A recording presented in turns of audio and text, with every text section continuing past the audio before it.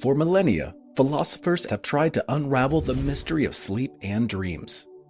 Some researchers believe that sleep helps us consolidate memory and learn new things, while others suggest we need a break from thinking so that the brain can process information or recover from a busy day. You spend about 2 hours each night dreaming, and while many of us feel that our dreams have special meaning or a useful purpose, science has been more skeptical of that claim. Dreaming serves as its own important functions in our well-being. It's like overnight therapy that also enhances creativity and problem solving. This, according to Matthew Walker, professor of neuroscience and psychology at the University of California, Berkeley, and founder and director of the Center for Human Sleep Science. His research is focused in solving the mystery of why sleep matters and the role of sleep in human health and well-being. What we've discovered over the past 10 or so years is that you need sleep after learning to essentially hit the save button on those new memories so that you don't forget. So sleep essentially future-proofs those facts within the brain. But recently we've discovered that you not only need sleep after learning, you also need sleep before learning.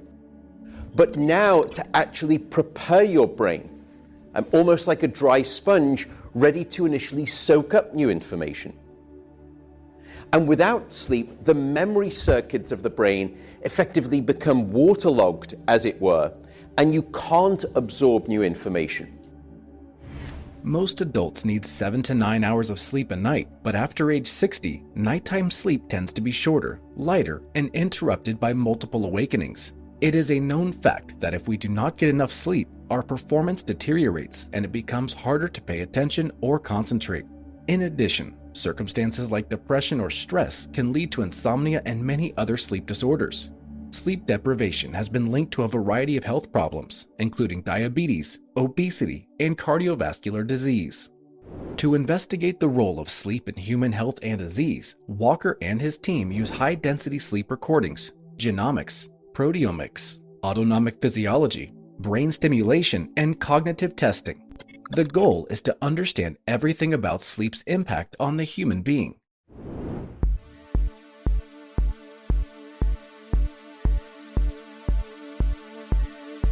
What we are actually doing is developing a method based on this technology.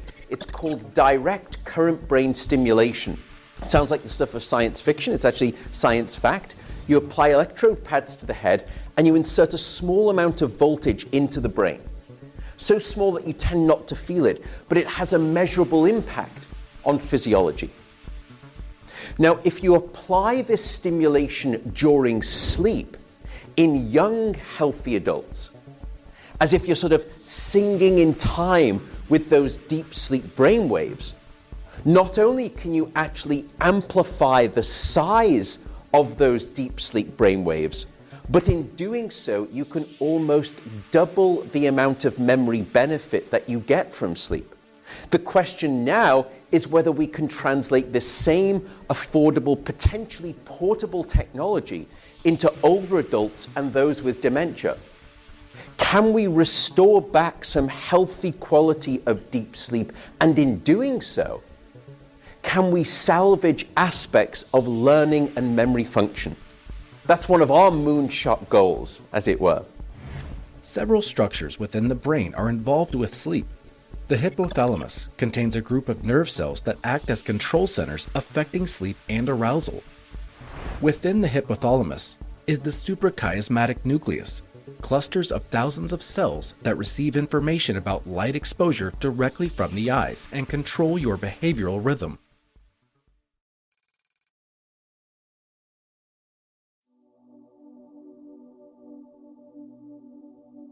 The cumulative effect of not getting enough sleep is called sleep debt.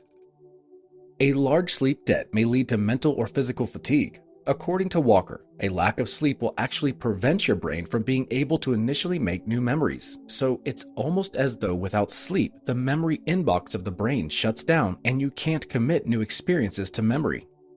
In addition, sleep is essentially the pillar of healthy emotion regulation. This is because sleep allows us to integrate and process the emotional events and social interactions of the previous day. Without this crucial step, you walk around emotionally disoriented, a state that can lead to chronic stress and depression. There's a structure very deep within your brain called the amygdala. And the amygdala is one of the centerpiece regions for the generation of strong emotional reactions, including negative reactions. And when we looked at this structure in those people who'd had a full night of sleep, we saw a nice, controlled, modest degree of reactivity. Yet in those people who were sleep deprived, we saw this amplified, almost aggravated degree of reactivity. The amygdala was actually 60% more responsive under conditions of a lack of sleep. But what is perhaps more concerning, however, is that this represents a neurological signature that is not dissimilar to numerous psychiatric conditions.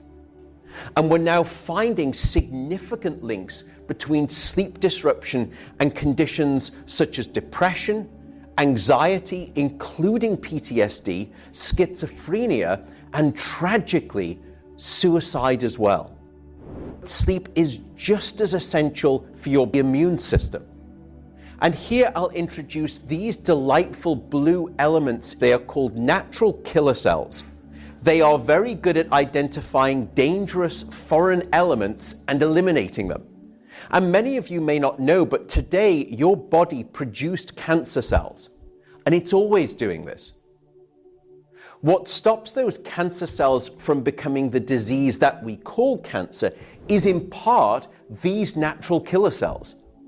So what you want is a virile set of these immune assassins at all times.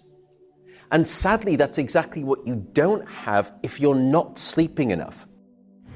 Sleep is also a time when your body builds up energy reserves for your next waking day. Sleep deprivation makes it harder to maintain healthy blood sugar levels, which can result in fatigue, low moods, and poor concentration.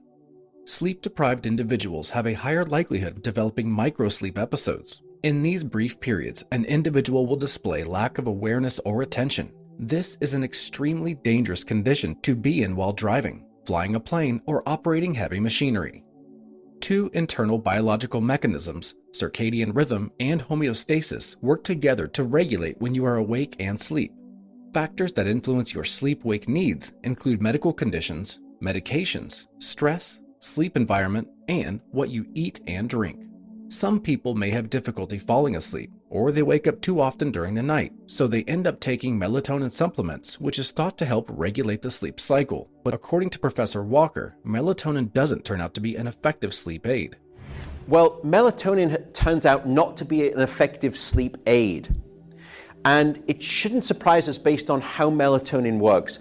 Melatonin helps time the onset of sleep, but it doesn't help in the creation of sleep itself. So the analogy would be melatonin is like the starting official in the 100-meter race at the Olympics. Melatonin gathers all of the racers to the starting line and begins the race, but that official themselves does not participate in the great sleep race itself. That's a whole different set of brain mechanisms and chemicals. So no drugs or supplements that we have currently produce naturalistic sleep. Chemically, it's an incredibly complex job. Most of them are a class of drugs that we call the sedative hypnotics. Sedation is not sleep. All you're doing is knocking the cortex out. You're not producing naturalistic sleep. Different operations within the brain rely on different stages of sleep at different times of night. However, it's not just one stage of sleep that does it all for all of your brain sort of mechanisms and apparatus features. So, what can you do to sleep better at night? According to Walker, certain specific actions will help you get better sleep that is also proven to be good for your health. Besides the common advice of avoiding caffeine and nicotine late in the day and alcoholic drinks before bed, think of your bedroom as a dark, prehistoric cave. Get rid of all your electronic devices from your bedroom, because even if you manage to fall asleep by watching videos on your phone, computer, or TV, that might be the reason that you wake up with a headache and feeling tired in the morning.